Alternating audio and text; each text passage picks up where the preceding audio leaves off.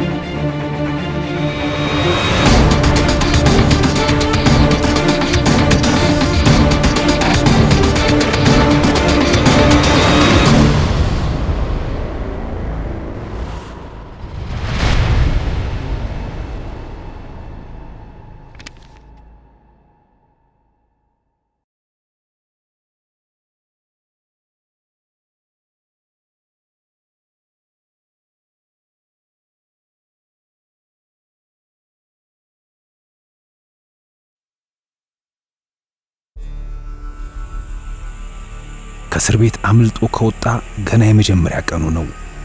የ39 ዓመቱ አሸብር አሁን በእስር ቤት እያለ ሲያብሰለስለው የቆየውን ሐሳብ የሚተገብርበት ሰዓት ላይ ነው።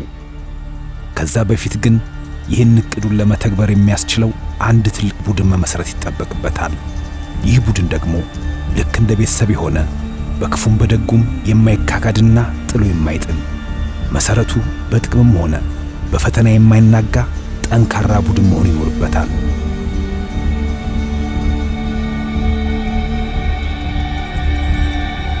አሸብር ቀደም ብሎ ስላቀደው ነገር ለአጋሩ ዘላለም ይነግረዋል።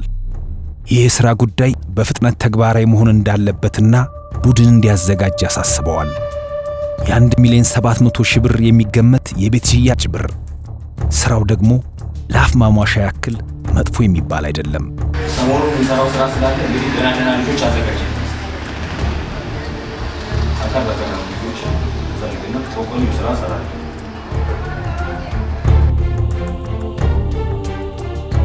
አሸብር በበርካታ የቤት ገንጥሎ መስረቅ በተደጋጋሚ ክስ ተመስርቶበታል።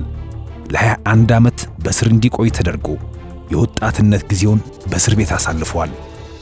ብዙዎችን ያራቆተውና የብዙዎችን ቤት የሰባበረው የእስር ቤቱ አርበኛ አሸብር ማረሚያ ቤቱን ከስተቱ የመማሪያ ስፍራ ሳይሆን የመዝናኛው ስፍራ ሲያደርገው ቆይቷል። አሸብር ከዚህ በፊት ለ30 ጊዜ ያህል በቤት ሰብሮ መስረቅ ወንጀል በዞን 2 ፖሊስ ተጣርቶበትና በአራዳ ፍርድ ቤት 21 ዓመት ተፈርዶበት በአዲስ አበባ ማረሚያ ቤት ገብቷል። ከአንድ ዓመት የእስር ጊዜ በኋላ በ1987 ዓ.ም ከግብረ አበሮቹ ጋር ከእስር ቤት ያመልጣል። ነገር ግን በድጋሚ ተይዞ ወደ ማረሚያ ቤት ገብቷል። በስተመጨረሻ ግን የእስራት ጊዜውን ጨርሶ መጋቢት 26 ቀን 1999 ዓ.ም ከእስር ቤት ሊለቀቅ ችሏል። አሁን ዘላለም ካለቃው አሸብር የተቀበለውን ትዕዛዝ ተግባራዊ ለማድረግ ዘመቻውን ጀምሯል። ዘላለም በ1965 ዓ.ም በጅማ ከተማ ተወለደ። ገና በ11 ዓመቱ ነበር በቤተሰቡ መሞት ምክንያት ወደ አዲስ አበባ መጥቶ ጎዳና ተዳዳሪ ሆኖ ሕይወቱን ለረጅም ጊዜ አሳለፈው። በ1980 ዓመተ ምህረት ብሔራዊ ውትድርና ውስጥ ይገባል። በ1983 ዓመተ ምህረት የደርግ ጦር ሲሸነፍ እጅ በመስጠትና መሳሪያ በማስረከብ በጥገኝነት ወደ ሱዳን ሀገር ሄዶ በመቆየት በ1985 ዓመተ ምህረት ወደ ኢትዮጵያ ተመለሰ።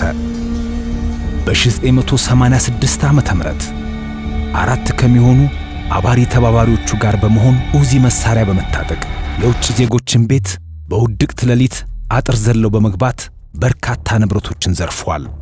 በ1986 ዓመተ ምህረት በድጋሚ ካሳንቺስ አካባቢ የቀይ መስቀል ሰራተኞች የሚኖሩበትን ቤት በሌሊት ጦር መሳሪያ ይዞ በመግባት የተለያዩ የኤሌክትሮኒክስ ዕቃዎችን ዘርፈው ቢያመልጡም ወዲያው በፖሊስ ተይዘው የ16 ዓመት ጽኑ እስራት ተፈርዶባቸዋል። ከዚያም በ1997 ዓ.ም ተፈተዋል። ዘላለም በቅድሚያ የቅርብ አጋራቸውና ለዚህ ሥራ ወሳኝ ወደ ሆነው ሰው ወደ ሰመረ ያመራል። በቅርቡ በርከት ያለ ብር የሚያገኙበት ሥራ እንዳለ በመንገር ለሥራው የሚመጡን ሰዎች እንዲያዘጋጅ ይነግረዋል። ሰመረ በ1967 ዓ.ም አዲስ አበባ ተወለደ። እድገቱ በሆስቴል ሕፃናት ማሳደጊያ ውስጥ ሲሆን ከጓደኞቹ ጋር በመሆን በጦር መሳሪያ ዘረፋ ወንጀል ሲፈጽም ተይዞ ማዕከላዊ ወንጀል ምርመራ ተከሶ የ9 ዓመት እስር ተፈረደበት። ከዚያም የእስር ጊዜውን ጨርሶ በ1996 ዓ.ም ተለቀቀ። ወደ ዱባይ ከሄደ በኋላ በ1997 ዓ.ም ተመልሶ በመምጣት ወደ ታክሲ ሥራ ውስጥ ገባ። ይህ አልሆን ሲለውም ታክሲዋን ሽጦ ሥራውን ያቆማል። ሰመረ ገና በ32 ዓመቱ በርካታ ወንጀሎችን በመፈጸም ወደ እስር ቤት ገብቷል። አሁን ዘላለም ካለቃው አሸብር የተቀበለውን ትዕዛዝ ተግባራዊ ለማድረግ ዘመቻውን ጀምሯል።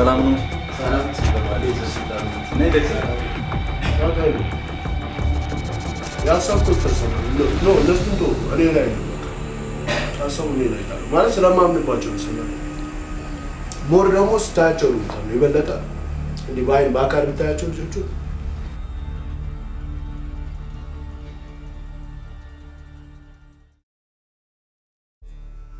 ሰመረም በቀጣይነት ወደ ሌላኛው የቡድን ቤተሰብ አባል ሊሆን ወደሚችል አንድ ግብረ አበሩ ያመራል።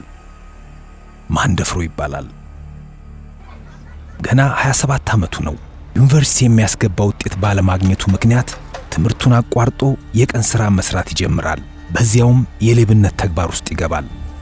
በሁለት የመዝገብ ክስ የ5 ዓመት ተፈርዶበት በአዲስ አበባ ማረሚያ ቤት ከ1994 ዓ.ም እስከ 1999 ዓ.ም ድረስ ታስሮ በአመክሮ ተለቋል።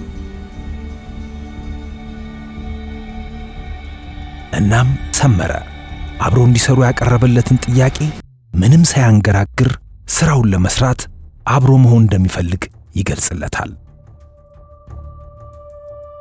አሁን ሰመረ ወደ ቀጣዩ ተመልማይ አምርቷል። ቢንያም ባጋጠመው የቤተሰብ ችግር ምክንያት ትምህርቱን ከ7ኛ ክፍል በላይ መማር አልቻለም። ራሱን ለመርዳት የታክሲ ረዳት ሆኖ በመስራት ላይ የነበረ ሲሆን ቱሪስት ሆቴል አካባቢ በድንገት ከአንዲት ሴት ልጅ አንገት ላይ የአንገት ሐብል ነጥቆ በማምለጥ በጀመረው ሌብነት ምክንያት የ3 ዓመት እስር ተወስኖበት በማረሚያ ቤት ቆይቷል። ይህ አጋጣሚ ነበር የሰፈሩ ልጅ ከሆነውና በዘራፊነት ታስሮ ከነበረው ሰመረ ጋር እንዲተዋወቁ ያደረጋቸው። ሰመረ የመጨረሻዎቹን አባላት በማግኘት ሥራውን በአግባቡ ተወጥቷል።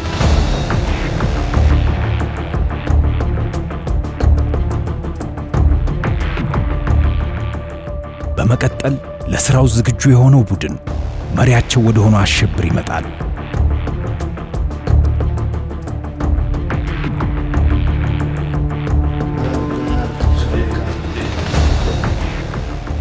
በአጠቃላይ እነዚህ ቁጥራቸው ከ7 እስከ 10 የሚጠጉት ዘራፊዎች በአንድ ዓላማ ውስጥ ያለፉና ወደፊትም ለዓላማቸው የሚኖሩ ጠንካራ የቤተሰብ አባላቶች ናቸው።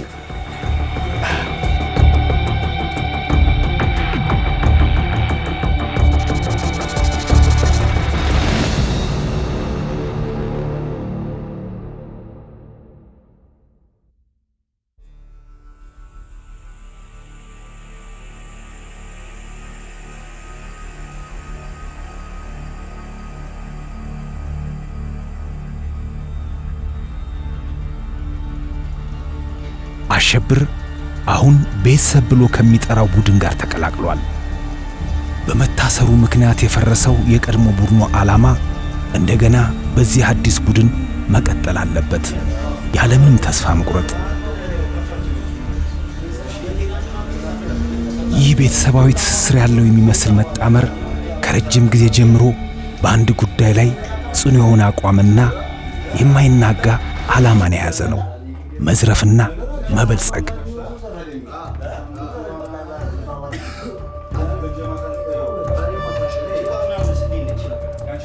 ሸምጥቶሽ ነው መላው? አዎ ብቻቸው ነው መሀል ላይ እንትና እና ዱካውን ተከትለሽ ወገውን አስጭው። በእነሱ ቋንቋ ዘራፊውና ተዘራፊው ሁለቱም አንድ ቤተሰብ ናቸው።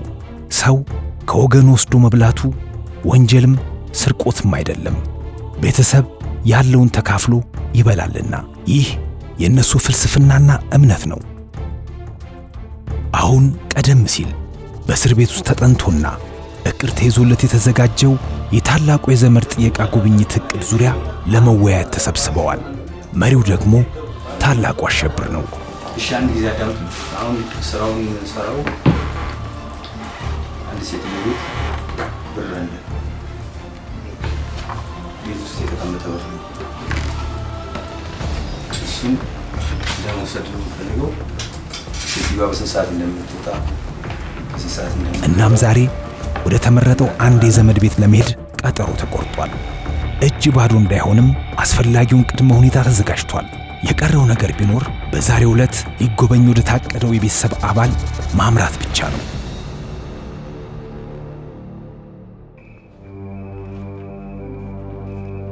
ይህ ከእስር ቤት ከወጡ በኋላ ያደረጉት በእነሱ አጠራር የመጀመሪያው የዘመድ ጉብኝት ነው። ይህ ሙከራ ቁጥሩ ቀላል የማይባል ገንዘብ ይዞላቸው ይመጣል። የዚህ ቤት ባለቤት መሬትና ቤታቸውን ሽጠው በዚህ ቤት ውስጥ ከ1 ሚሊዮን ብር በላይ የሚገመት በርካታ ገንዘብ እንዳስቀመጡ መረጃ ደርሷቸዋል። ይህ ብር ደግሞ ለዚህ ቡድን ዓላማ ማሳኪያ አስፈላጊ ነው። ከዚህ ብር ላይ ደግሞ ይህ ቤተሰብ የድርሻውን ማግኘት አለበት።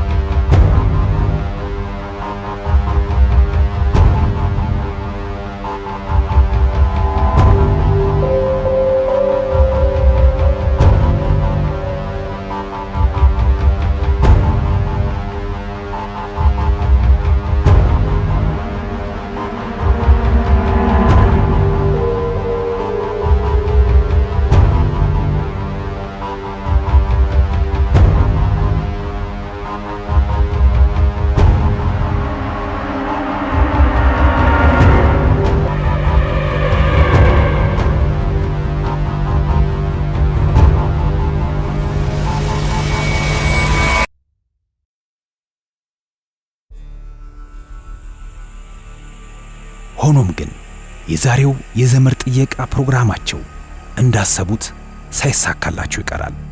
በዚህም መሪያቸው አሸብር ክፉኛ ብስጭት ውስጥ ይወድቃል። ምክንያቱም በቀላሉ ገንዘብ ማግኘት የሚያስችላቸውን ሥራ ሊያበላሹት አይገባም ነበር። የዚህ ሥራ መረጃ እስር ቤት ውስጥ እያለ ከደረሰው ጊዜ ጀምሮ ሲያቅደው የነበረ በመሆኑ በቀላሉ መክሸፍ አልነበረበትም። እንደዚህ አይነቱንም ሽንፈት የሚቀበሉ አይሆንም።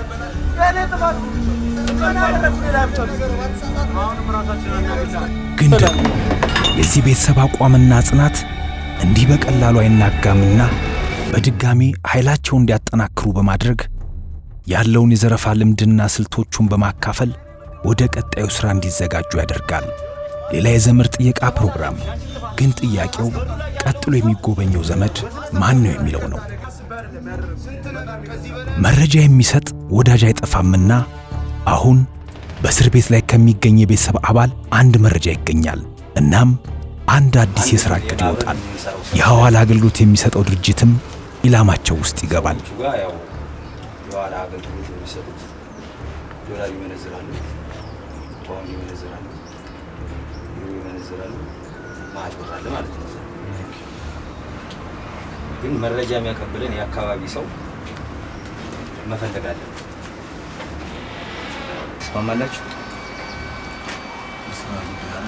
ስራ ላይ ወደ ኋላ እንጀራ ቅድም እንዳልኩ እንጀራችን ለነሱ መኖሪያቸው ለኔም ኩራቴ አባት ክብሩ ደግሞ ይጋራል። ከፈጣሪ በታች አለኝ የምለው ለኔ ሳይሆን ለሰፈሬ ግርማ ሞገስ ነው። ስለዚህ በሱ ደግሞ አልጠራጠርም። ወደኋላ ሰውየው ነው እንዴት ነው የምናገኘው? መረጃ የሚያቀብለው ሁንኛ ሰው ነው? ታማኝ ሰው ነው? ይሄን ሁሉ ማጣራት መቻል አለብን። አዎ ይሄ ታማኝማ መሆን አለበት። ያው መከታተል እንዳለብን ይሰማል። ሁንኛ የሆነ ሰው መፈለግ መቻል አለበት። ዋናው ይሄንን ሰው የት ነው የምናገኘው? የተወሰነ ወጪ ያስፈልገናል ለዚህ ስራ በነገራችን። ምክንያቱም ኔጌቲቭ ፓርት ነው ማዋራት ያለበት። ደካማ ጎን እንዳላቸው ለማወቅ ዘይት ፍራንክ እንደሚንቀሳቀስ ለማወቅ የሚያደርገው ጥናት ላይ እሱም እንደ ህጅ ወጡ ትንሽ ገባ ወጣ ያለ እየፈራ እንዲህ ፍራንክ ነበር ለዘይቼ ነበር እንዴ ባሪ ነው ወጭጭምታ አርጎ ይዛ ሰው እንደሚጠቀም ካወቅና በእርግጠኝነት እጃችሁ ውስጥ ማስገባት በይበልጥ ደግሞ አይን ውስጥ የማይገባ አለባበሱ ጽድት ያለ ሰው ገባህ ማለት እንደዚህ አይነት ነገሮች ማቴሪያሎችን መጠቀም መቻል አለብን። እዛ ቦታ ላይ ሊጠረጠር የማይችል በአባላቱ ዘንድ በሙሉ ተቀባይነት ያገኝና ስራው ይጀምራል።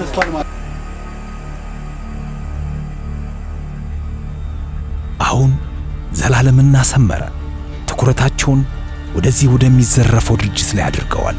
ሰመረ ቦታው ላይ ሄዶ ስለ አጠቃላይ ሁኔታው እንዲያጣራ ይታዘዛል።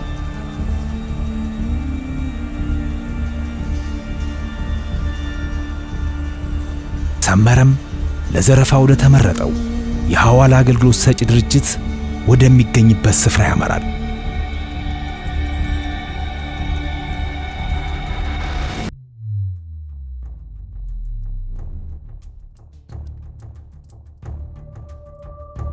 ከዘላለም ጋር ተገናኝተውም አካባቢው ላይ ያገኘውንም መረጃ ለዘላለም ያቀብለዋል።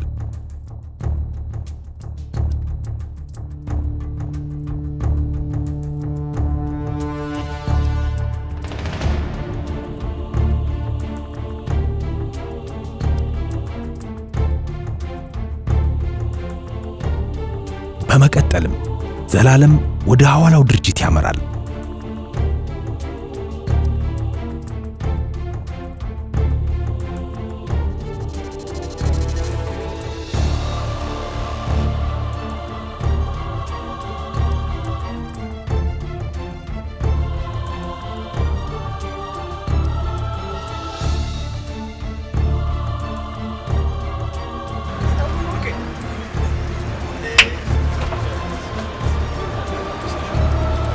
በዚያም ስለ ድርጅቱ መረጃ ሊሰጣቸው ከሚችል በጋሻው ከሚባል ሰው ጋር ይተዋወቃል። ይህ ሰው ለዚህ ድርጅት ቅርብ የሆነ የአካባቢው ሰው ነው።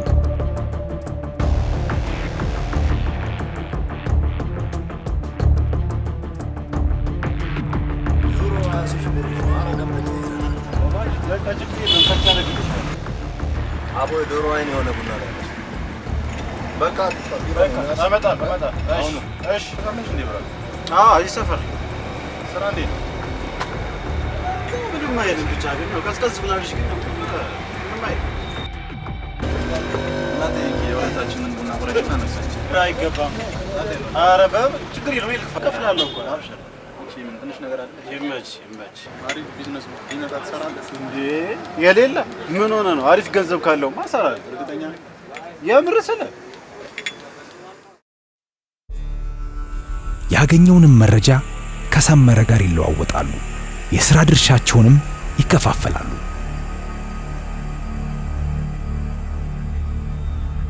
በጋሻውም ከድርጅቱ ውስጥ ተባባሪያቸው የሚሆን ሰው እንዲያዘጋጅላቸው ባዘዘው መሰረት የድርጅቱ ሰራተኛ የሆነ አብሯቸው ሊሰራና የጥቅሙም ተካፋይ የሚሆን ሰው ማዘጋጀቱን ለዘላለም ያሳውቀዋል።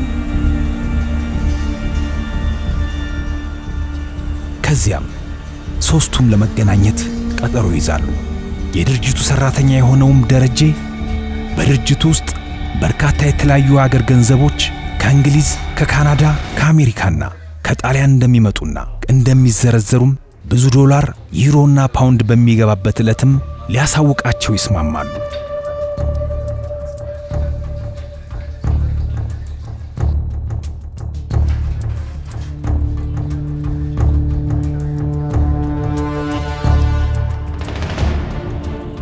ሰኔ 14 ቀን 1999 ዓ.ም ነው። በቅድሚያ ለዘረፋው አስፈላጊ የሆኑ ቁሳቁሶችና መሳሪያዎችን ያሟላሉ። ልክ ከቀኑ 7 ሰዓት ሲሆን በአንድ ካፍቴሪያ ውስጥ ለመገናኘትም ይቀጣጠራሉ። አሁን የቡድኑ አባላት አንድ በአንድ በመምጣት እየተሰባሰቡ ነው። እቅዳቸውን የሚተገብሩበት ሰዓት እስኪደርስም አንዳንድ እያሉ በመጠባበቅ ላይ ናቸው።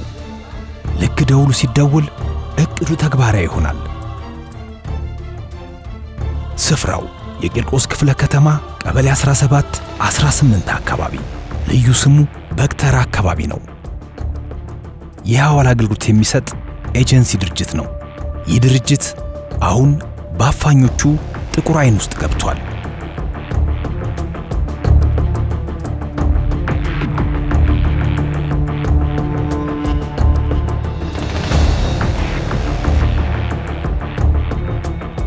ዘላለም መረጃ አቀባያቸው ከሆነው በጋሻው አንድ የስልክ ጥሪ ደርሰዋል። የድርጅቱ ሰራተኛ ደረጀ በዕለቱ በርካታ ገንዘብ መግባቱንና በሥራ መውጫ ሰዓት መምጣት እንዳለባቸው ደውሎ እንደነገረው ለቡድኑ ያሳውቃል። አሁን የድርጅቱ ሰራተኞች ለምሳ የሚወጡበት ሰዓት ላይ ነው። በዚህ ሰዓት የድርጅቱ ሰራተኞችና የአካባቢው ሰዎች ከሥራ የሚወጡበትና አካባቢው ጸጥ የሚልበት ሰዓት ነው። እናም የሚጠበቀው የስልክ ጥሪ ደርሳቸዋል። ቡድኑም እቅዱን ለመፈጸም ከቦታው ይንቀሳቀሳል። ወደ አዘጋጁት መኪና በመግባትም ጥሪ ወደ ተደረገላቸው የዘመድ ቤት ያመራሉ።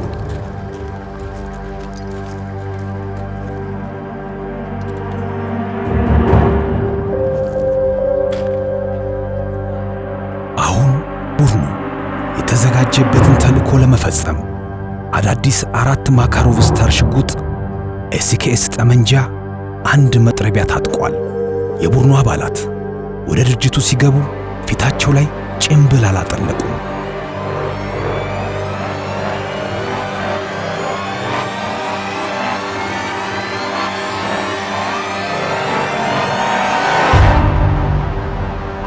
ከገቡ በኋላ ግን ማንነታቸው እንዳይታይ ያዘጋጁትን ጭምብሎች በመልበስ ከየት መጡ ሳይባል እንደ ድንገት ደራሽ ውሃ በድንገት ድርጅቱ ውስጥ ተከስተዋል። በሥራ ላይ የነበሩት የድርጅቱ ባለቤትና የሥራ ባልደረባ ያልጠበቁት ነገር ይገጥማቸዋል።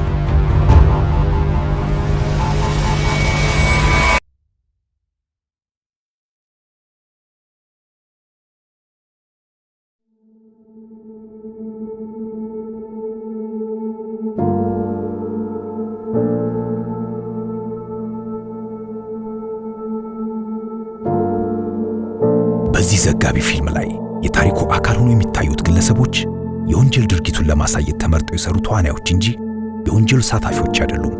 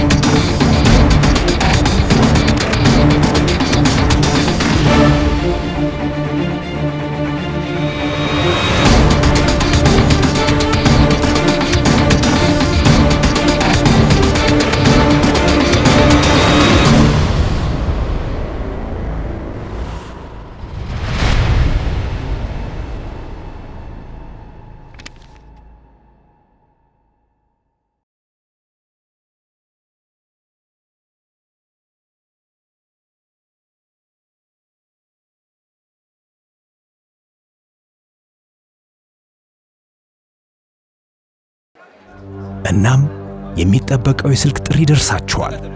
ቡድኑም እቅዱን ለመፈጸም ከቦታው ይንቀሳቀሳል።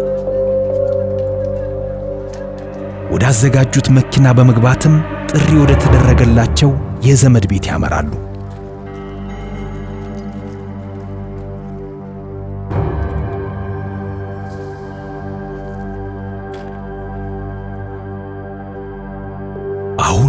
ቡድኑ የተዘጋጀበትን ተልእኮ ለመፈጸም አዳዲስ 4 ማካሮቭ ስታር ሽጉጥ፣ ኤስኬኤስ ጠመንጃ፣ 1 መጥረቢያ ታጥቋል።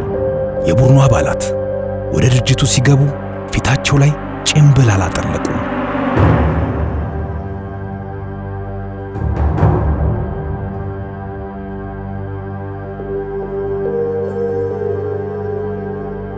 ከገቡ በኋላ ግን ማንነታቸው እንዳይታይ ያዘጋጁትን ጭምብሎች በመልበስ ከየት መጡ ሳይባል እንደ ድንገት ደራሽ ውሃ በድንገት ድርጅት ውስጥ ተከስተዋል።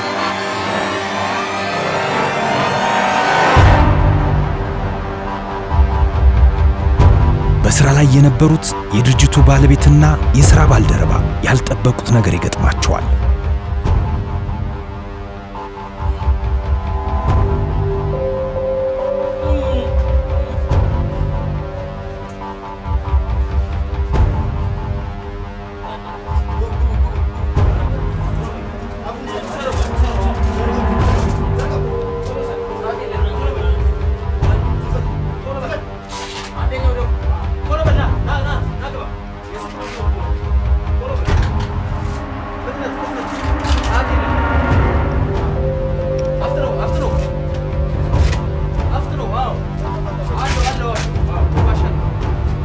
ይሄኛውስ ምን ሆኗል?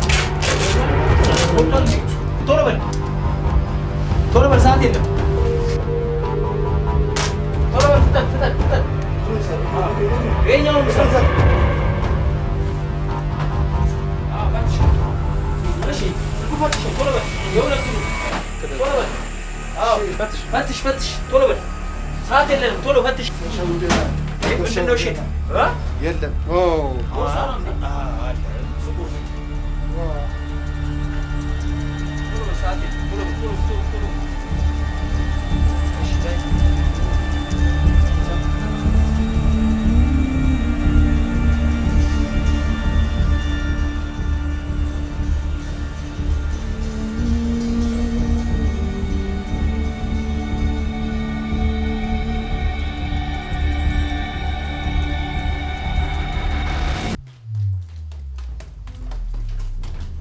አፋኞቹ ምንም አይነት የአሻራ ምልክትም ሆነ ፍንጭ አልተውም።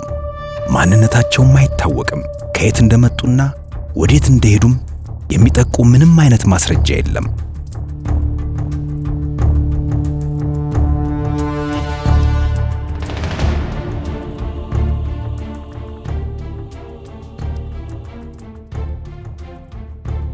በ1999 ዓመተ ምህረት ሰኔ ወር ነበረ።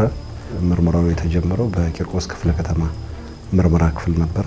ነገር ግን የተፈጸመው የወንጀል ድርጊት በጦር መሳሪያ ዘረፋ እንደመሆኑ መጠን ይህን ምርመራ ለማጣራት ስልጣን ያለው የአዲስ አበባ ፖሊስ ኮሚሽን የከባድ ሌብነትና ዘረፋ ምርመራ ክፍል እንደመሆኑ መጠን ጅምር መዝገቡ ከዛ ከቂርቆስ ክፍለ ከተማ ወደ አዲስ አበባ ፖሊስ ኮሚሽን ሌብነትና ዘረፋ ወንጀል ምርመራ ክፍል እንዲመጣ ነው የተደረገው። የግል ተበዳዮቹ እና አካባቢ ላይ የነበሩ ሰዎች ይህ ድርጊት እንደተፈጸመባቸው ወደ ፖሊስ ሪፖርት ባደረጉት መሰረት ፈጻሚዎቹ ማን ሊሆኑ ይችላሉ፣ ድርጊቱን ሊፈጽሙ የሚችሉት እነማን ናቸው የሚለውን የመጀመሪያ ስራ አካባቢ ላይ ሄዶ ማስረጃ የማሰባሰብ ስራ ነው የተሰራው።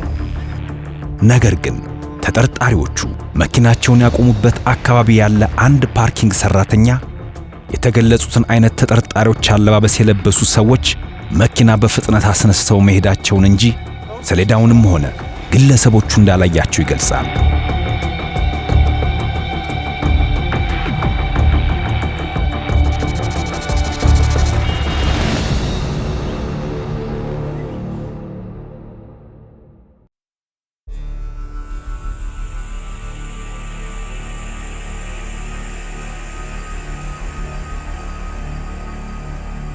ነገር ግን የክትትል ቡድኑ በአንድ ነገር ላይ እርግጠኞች ነበሩ።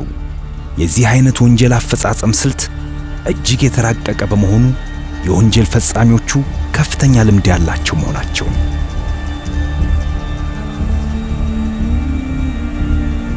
በምርመራ ሥራ ውስጥ ከባዱና ፈታኙ ነገር ለምርመራ የሚሆን መነሻ የሆነ ፍንጭ አለማግኘት ነው። ካለምንም ፍንጭ ሰጭ መረጃ ተነስቶ እልባት ላይ መድረስ ብዙ ዋጋ ያስከፍላልና። ግን ደግሞ በምርመራው ዓለም እንዲህ አይነት ድብቅ የወንጀል ድርጊቶችን በስኬት ማጠናቀቅ ለሥራው ትልቅ ዋጋም ይኖረዋል። ወንጀል ፈጻሚዎቹን ለማወቅ የተደራጀው የክትትልና ምርመራ ቡድን ያለመታከትና እረፍት ፍለጋቸውን ቀጥለዋል። ወደ ጠቋሚው መንገድ የሚወስደው መረጃ ግን አልተገኘም። ወደሚቀጥለው አንድ ደረጃ ለመሄድ በቅድሚያ የተጠርጣሪዎቹን ማንነት የመለየት ሥራ መስራት አለባቸው። ጥያቄው ግን እንዴት የሚለው ነው። አባላቱ አሁን ከአንድ ነገር በመነሳት እውነቱ የተደበቀበትን ቋት የግድ መፈልፈል ይኖርባቸዋል። ከሳሾቹ ግለሰቦች የወንጀል ፈጻሚዎቹን ተክለ ቁመናና ሰውነት በምልክት እንዲገልጹ ይደረጋል። በመቀጠል የክትትል ቡድኑ ከተገለጸላቸው አቋም በመነሳት ተጠርጣሪ ሊሆኑ የሚችሉና በተመሳሳይ ወንጀል ከማረሚያ ቤት ታስረው የወጡ ተጠርጣሪዎችን ፎቶ በመለየት በከሳሾች የማስመረጥ ሥራን ይሰራሉ።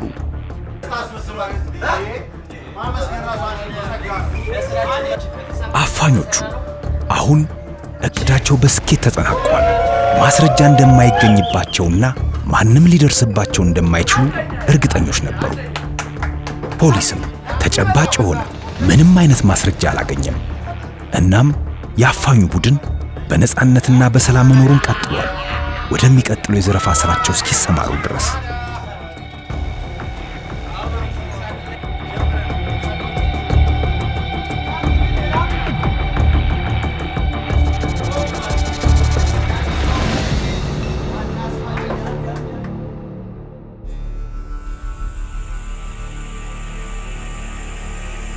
እንደተለመደው የክትትል ቡድኑ ለውይይት ተቀምጠዋል። ቡድኑ በአንድ ላይ ሆነው ካላቸው ልምድ በመነሳት የራሳቸውን መላምት በመስጠት የክትትል አቅጣጫቸውን እንዴት ማድረግ እንዳለባቸው በመወያየት ላይ ናቸው። ክትትሉንና ምርመራውን የሚመራው የክትትል ክፍል ኃላፊ ከቡድኑ የተሰጡትን ሐሳቦችና መላምቶች ወደ አንድ በማምጣት የክትትል ስልታቸው በተሳሳተ አቅጣጫ እንዳይሄድና ውጤታማ ሊያደርጋቸው የሚችለውን አቅጣጫ መያዝ እንዳለባቸው በማሳየት በመምራት ላይ ይገኛል። ክትትል ቡድኑ በተለያየ አቅጣጫ ይህን ድርጊት ማን ሊፈጽም ይችላል፣ ከዚህ በፊት በዚህ ተግባር ላይ የሚሳተፉት እነማን ናቸው የሚለውን ነገር ከፎቶ ሪከርድ ከፋይል ሪከርዶች መነሻ በማድረግ የራስ የሆነ ግምት እየተቀመጠ መላምት እየተቀመጠ ከዛ በኋላ ከማስረጃዎች ጋር መላምቶችን ከማስረጃዎች ጋር የማስተሳሰር ስራ ሲሰራ ነበር የቆየው። አሁን በከሳሾች ከተሰጠው የአካላዊ ገለጻዎች በመነሳት የተጠርጣሪ የፎቶ ሪከርዶች ጋር የማመሳከር ስራ ተሰርቷል። ከዚህ በመነሳት የክትትል ምርመራ ቡድኑ የራሳቸው መላምቶችን በማቅረብና በማጠናከር ፍንጮችን ወደ ማስረጃ መቀየርና ተጠርጣሪዎችን በፍጥነት በቁጥጥር ስር ማዋል ይጠበቅባቸዋል። ጊዜ መግዛት የለባቸውም። ምክንያቱም እየተጋፈጡት ያለው አደገኛ ከሆኑና ከፍተኛ የሕግ ዕውቀትና ልምዱ ካላቸው ተጠርጣሪዎች ጋር ነው። በሌላ በኩል ደግሞ አፋኙ ቡድን ራሱን ለአንድ የዘረፋ ሥራ ለማዘጋጀት ምክክር ይዟል። ምንጊዜም እንደዚህ ያሉ የቡድን ዘራፊዎች ከማረሚያ ቤት ተፈተው ከወጡ በኋላ ተፈላልገው በመገናኘት ለዘረፋ የሚሆን ግለሰብና ድርጅትን ይለያሉ። የጥቅም ተካፋይ የሚሆኑ ውስጥ አዋቂዎችን በስውር ያዘጋጃሉ። አመቺ ጊዜና ቦታን ያጠናሉ፣ እናም ይዘርፋሉ። ይህ የአፋኞቹ የዕለት ተዕለት እንቅስቃሴያቸው ነው። በተደጋጋሚ በቀበሌዎችና በፍርድ ቤቶች ቀርበዋል። ለበርካታ ጊዜ በስር ቆይተዋል። ከፍተኛ የሆነ የሕግ ዕውቀትን አካብተዋል። እናም እንደዚህ አይነቶቹ ደግሞ የሰለጠኑና አደገኛ በመሆናቸው በቀላሉ የሚያምኑና ፍንጭ የሚተው አይደሉም። አሁን የሚያስፈልጋቸውን ኃይል አግኝተዋል። የቀራቸው ተፈጻሚነት የሚኖረው የቢዝነስ ፕላን ማውጣትና ምልመላ ማካሄድ፣ ከዚያም እቅዳቸውን ተግባራዊ ማድረግ ብቻ ነው።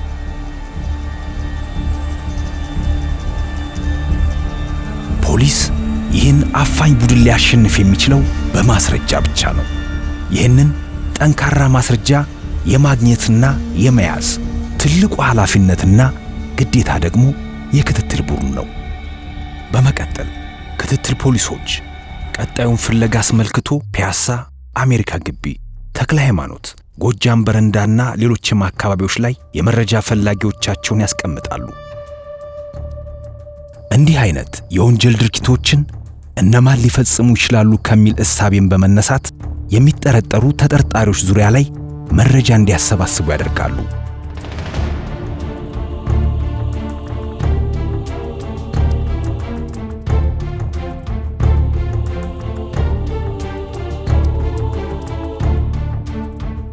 አሁን አንድ መረጃ ሰጪ ከሆነ ሰው ጋር በቀጠሯቸው መሰረት ይገናኛሉ። መረጃ ሰጫቸውም ስለ ተጠርጣሪዎቹ ቡድን ከዚህ በፊት እንደማያውቅና ታስረው ከእስር ቤት መውጣታቸውን ከሰዎች እንደሰማ፣ ነገር ግን አሁን ካወቃቸው በኋላ በቅርቡ ትልቅ ዘረፋ ያካሄዱ መሆናቸውንና አሁንም አንድ ትልቅ የባንክ ዘረፋ ለማካሄድ መዘጋጀታቸውን ሲያወሩ እንደሰማ ይነግራቸዋል።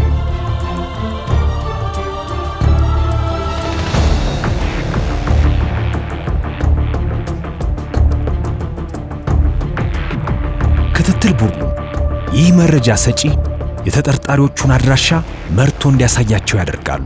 መረጃ አቀባያቸውም ክትትል ቡድኑን መርቶ ተጠርጣሪዎቹ የተደበቁበትን ስፍራ ያሳያቸዋል።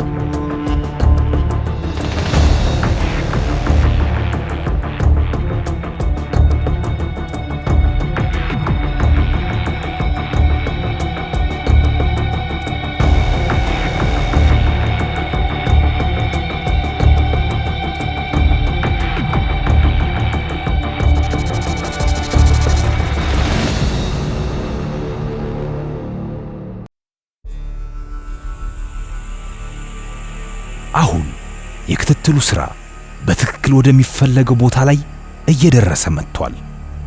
በሁለቱ ተጠርጣሪዎች ዙሪያ ላይም ጥብቅ ክትትል ይደረግባቸዋል።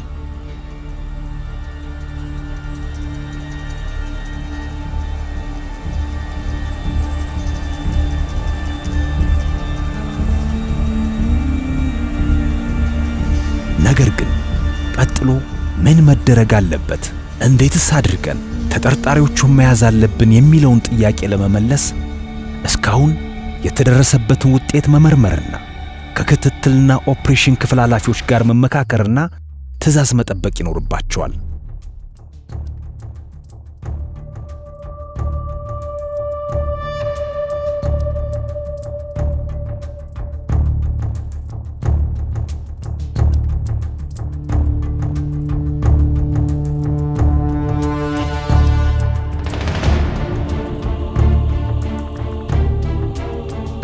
በዚህ ጊዜ የክትትል ቡድኑ ተጠርጣሪዎቹ መሳሪያ መታጠቃቸውን ያረጋግጣሉ። በመቀጠል የተሰራው ሥራ ይህንን መረጃ ለበላይ አለቆቻቸው ማሳወቅ ይሆናል። እነዚህ ተጠርጣሪዎች በትክክል የሚፈለጉትና ተደጋጋሚ ወንጀል ፈጻሚዎች መሆናቸውን መሳሪያ መታጠቃቸውንም ጭምር ያሳውቃሉ። የመያዣ ፍቃድ በማውጣት ኃይላቸውን አጠናክረው ወደ ስፍራው ያመራሉ።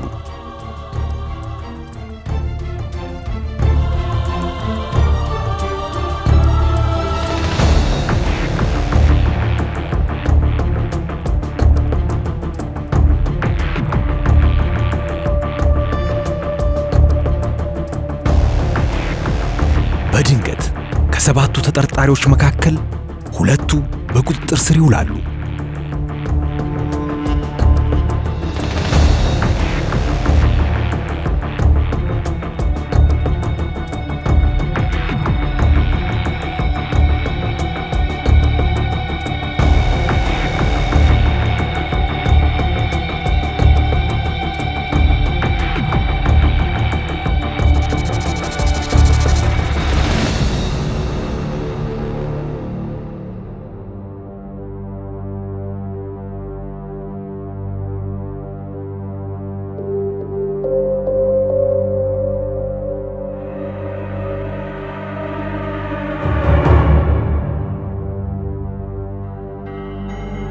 ወደ አዲስ አበባ ፖሊስ ኮሚሽን ይወሰዳሉ። በተደረገ ምርመራም ወንጀሉን መፈጸማቸውን አምነው በዝርዝር ቃላቸውን ይሰጣሉ። ወንጀሉን ለመፈጸም ዝግጅት ማድረጋቸውና ለዚህም የሚሆናቸውን ትጥቅ በነፍስ ወከፍ ታጥቀው እንደነበር በምርመራ ወቅት ከሰጡት ቃል ለመረዳትና ለማረጋገጥ ተችሏል። የቀሪዎቹን ተጠርጣሪዎች አድራሻም ያሳውቃሉ። በዚህ ጊዜ ግን አፋኞቹ ቀደም ብለው ያዘጋጁትን የዘረፋ ዕቅድ ለማሳካት በመዘጋጀት ላይ ነበሩ።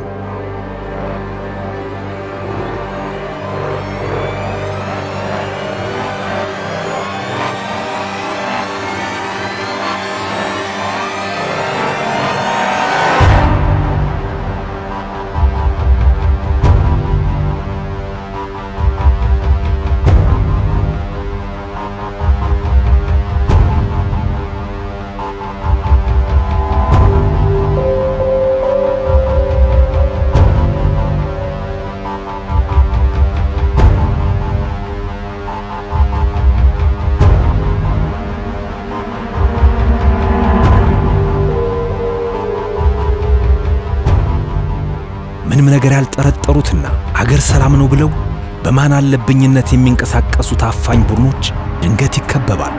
በመቀጠል የፖሊስ ኃይል ይደርሳል።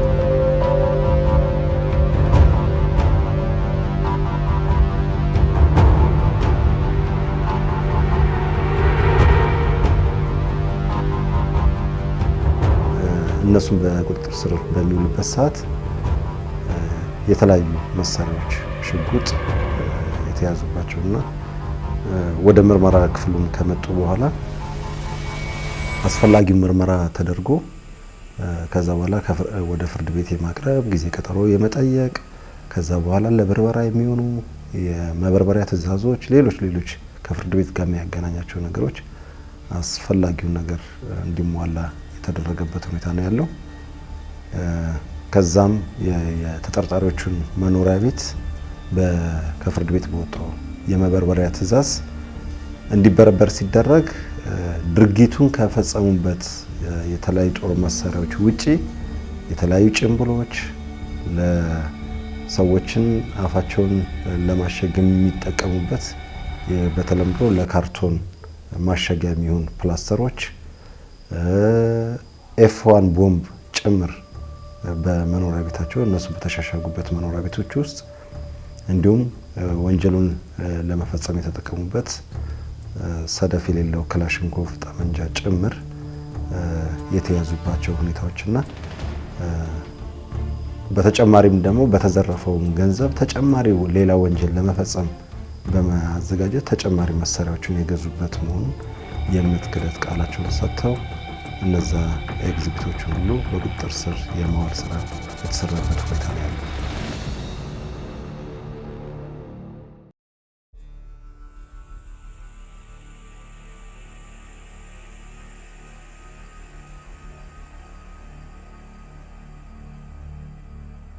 ያዝን እንዲሁ አይደለም፣ በበቂ ማስረጃ ተከታትለን ነው ያዝን።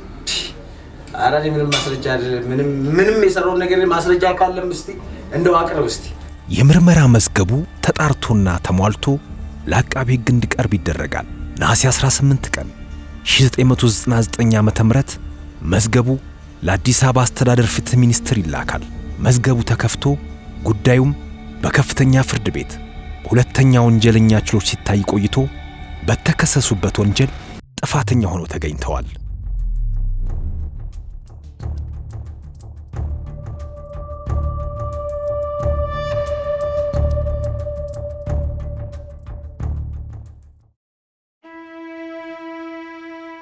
ያ ወንጀል ሁሉ ጊዜ አለ፣ ወንጀል ይሰራል። ግን ወንጀለኛው ከህግ እንደማያመልጥ ነው የተረዳሁትኝና ያው ማምለጥ አይችልም። በቃ ምንም አይነት ወንጀል ቢሰራ ማምለጥ እንደማይችል ተረድቻለሁ ከዚህ ስራ ላይ። ማንም ሰው ወንጀልን ለመፈጸም ሲያስብ ብዙ ኮንሲኩዌንሶች እንዳሉት ማሰብ አለበት።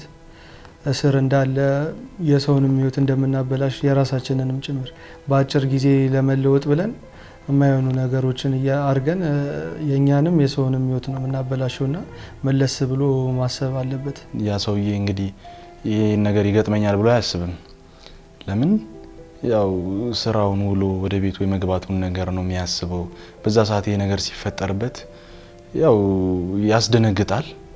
እንኳን ለሱ አይደለም ለኔ ለምተውነው ራሱ ይከብዳል። ሪል መሳሪያ ይዘህ ገብተህ ያንን ሰውዬ ደቅነህበት ከመችመች በቃ መቱኝ ገደሉኝ።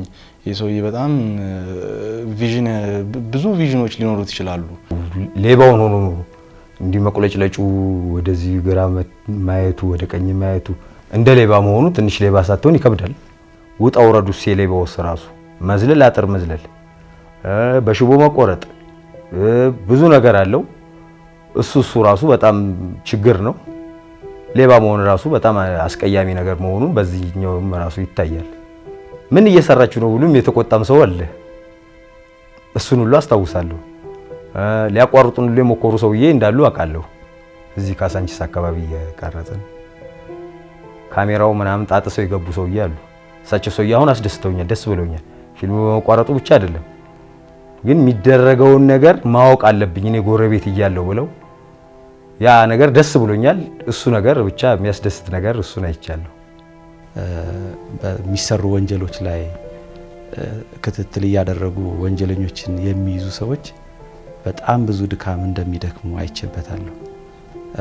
ማለት ወንጀል የሰራ ሰው ራሱን ይደብቃል፣ በልዩ ልዩ መሳሪያዎች ራሱን አዘጋጅቶ ይጠብቃልና እስከ ህይወት መስዋዕትነት የሚጠይቅ ከዛ ማነስ ሲል ደግሞ የአካል መስዋዕትነትንም የሚጠይቅ በጣም ከባድ ስራ እንደሆነ አይቻለሁ። ሁኔታዎችን ባለማገናዘብ አንዳንድ ሰዎች በሚወስዱት እርምጃ የሚጎዱ ሰዎችን ለጉዳታቸው ምላሽ የሚሰጥ ሰው ነው ክትትል ማለትና የህዝብ አገልጋይ ማለት ነው። ክትትል ሆኖ የሚሰራ ሰው ለራሱ እየኖረ ሳይሆን ለወገን እየኖረ ያለ ሰው እንደሆነ ተረድቻለሁ። ከፖሊስ ጋር ያለንን ግንኙነት ለፖሊስ መረጃ በመስጠት